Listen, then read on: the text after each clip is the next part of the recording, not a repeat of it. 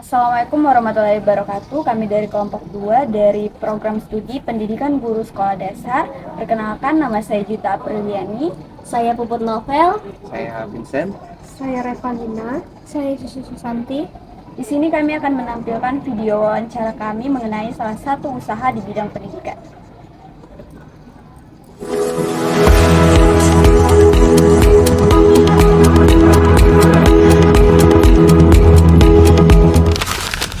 Baik, Assalamualaikum warahmatullahi wabarakatuh. Pada kesempatan kali ini kami berkesempatan untuk mewawancarai narasumber dari TC Carya Tarakan Sempoa SIP, salah satu lembaga pendidikan non formal yang bergerak di bidang Sempoa dan perkembangan anak. Ya, betul kan? Iya. Baik, sebelumnya Kak, perkenalkan kami mahasiswa dari Universitas Barunya Tarakan, Prodi Pendidikan Guru Sekolah Dasar. Sebelumnya perkenalkan, saya Juta Apriliani. Saya Novel. Saya Susu Susanti. Saya Revalina. Saya Vincent. Baik Kak, sebelumnya kami mau terima kasih banyak karena Kakak telah meluangkan waktunya untuk kami. Baik, ada beberapa pertanyaan yang ingin kami tanyakan kepada Kakak. Sebelumnya, Kakak bisa perkenalkan diri dulu, perkenalan singkat dulu. Oh iya. Kalau saya dengan Kak Indri. Kalau di sini, Kakak Gali. Untuk nama panjangnya Kak atau tugasnya di sini TC Carya Tarakan ini sebagai apa? Kalau nama panjang saya Nur Indriani Rahim. Terus kalau untuk tugasnya di sini sebagai pengajar, gitu, coach. Ya. Kalau saya dari Suci Manganti, juga sebagai pengajar. Baik Kak, langsung saja kita ke pertanyaan selanjutnya. Bisa dijelaskan Kak, sejak kapan TC Carya Tarakan ini berdiri dan siapa sih pendirinya dan apa tujuan utamanya didirikan lembaga pendidikan ini? Kalau untuk Sempoasip TC Carya Tarakan ini berdirinya di Tarakan mulai dari tahun 2019 akhir, gitu. Kalau untuk Sempoasipnya ini kan kita franchise ya Kak ya. Kalau misalnya untuk Sempoasipnya itu udah berdiri dari tahun 1998. Oh, sudah lama ya, Iya, Kak? sudah lama. Kalau untuk pendiri Sempoasipnya itu Bapak Alexander Kataslim. Iya, tapi kalau untuk pemilik yang di sini namanya Ibu Asmi sebagai direktur Sempoasip Jakarta. Kalau untuk tujuannya lebih untuk mengembangkan otak anak, untuk sebagai pemudah dalam berhitung seperti itu. Kan kita ini Sempoa kan lebih mengasah untuk kemampuan otak anak berhitung, mengoptimalkan potensi otak anak seperti itu.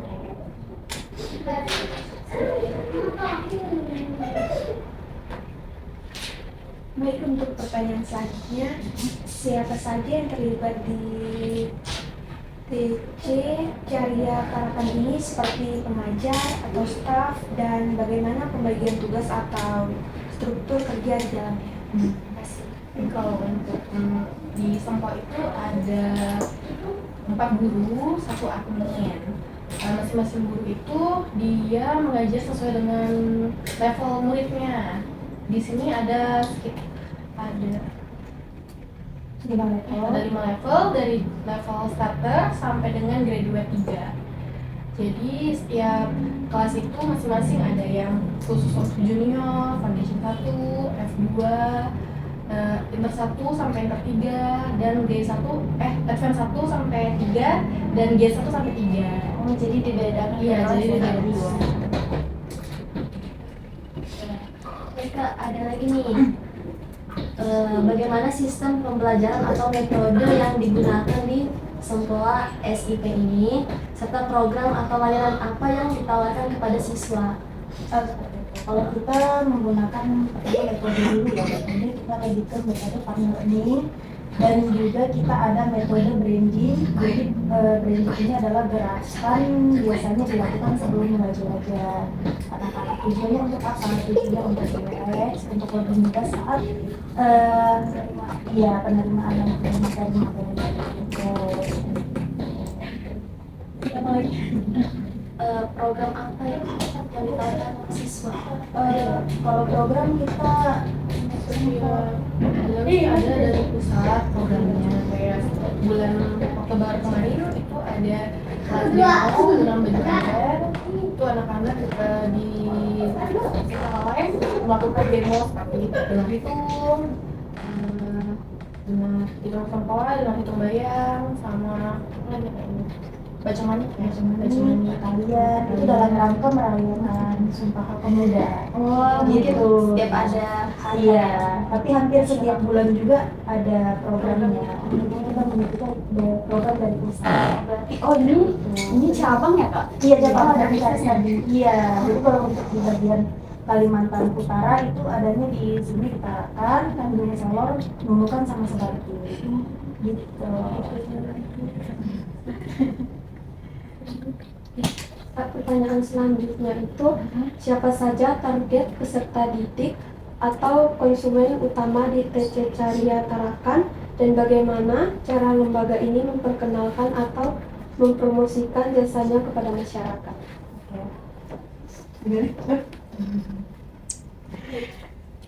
Bagaimana? Apa tadi Kak? Siapa target peserta didik? Kalau targetnya kita dari anak umur 3 sampai dengan 12 tahun untuk Untuk cara promosinya cara kita pakai konten menarik, promosi ke sekolah lewat brosur juga, sama kita metode dengan orang tua murid. Media sosial kita juga pendekatan sama orang tua murid. Bu, boleh nggak promosikan ini di sekolahnya anak ibu, ke keluarga-keluarga ibu, kayak gitu. Dan biasanya lebih menarik buat banyak murid itu dari mulut ke mulut sih, antara orang tua murid gitu. Oh, lebih berpengaruh yang dari mulut ke mulut. Iya. Ini ya yang masuk ke sini. iya, karena kan kalau orang itu udah percaya anaknya di sini nih, nanti kan otomatis orang tuanya merekomendasikan lagi ke orang lain gitu. Jadi lebih itunya yang cara dengan seperti itu.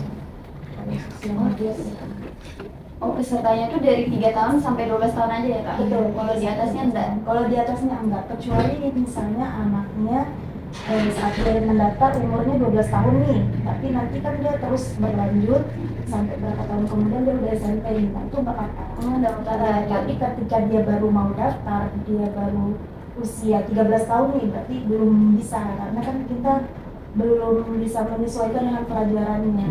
levelnya kan Iya, beda lagi ya. karena kan kita dari basic, dari tambah kurang lagi gitu. Bisa. Oke Kak, pertanyaan terakhir. Selama menjalankan usaha pendidikan ini, apa saja tantangan yang pernah dihadapi dan strategi apa yang dilakukan agar usaha ini bisa terus bertahan dan berkembang? Mungkin ini untuk ke direkturnya kali ya, cuman saya kasih sedikit aja kali ya. Kalau untuk tantangannya kan pasti banyak yang sulit untuk mempertahankan murid supaya tidak keluar gitu. Nah, tapi alhamdulillahnya kesini misalnya nih kita ada yang keluar berapa orang, itu ada lagi yang daftar. Nah, tadi dengan cara itu tadi, pendekatan orang tuanya. Biasa kita kasih video ke anak-anaknya, nanti kita tag orang tuanya nanti kan statusnya bisa dilihat-lihat tuh dari Bisa dipantau juga kan? iya, jadi dari situ nanti ada lagi, atau biasa tuh teman-temannya ini si anak-anak merekomendasikan ke teman-temannya lagi, jadi nanti masuk lagi gitu. Sudah cukup menjawab. Silakan. Iya. Oke, sebelumnya terima kasih banyak ya Kak, Iya. udah menyempatkan waktunya buat kami di sini. Terima kasih juga karena bersedia, sehingga kayak wawancara kami ini bermanfaat lah mungkin buat kedepannya juga. Baik, demikianlah hasil wawancara kami. Kurang dan lebihnya mohon maaf. Kami akhiri. Wassalamualaikum warahmatullahi wabarakatuh.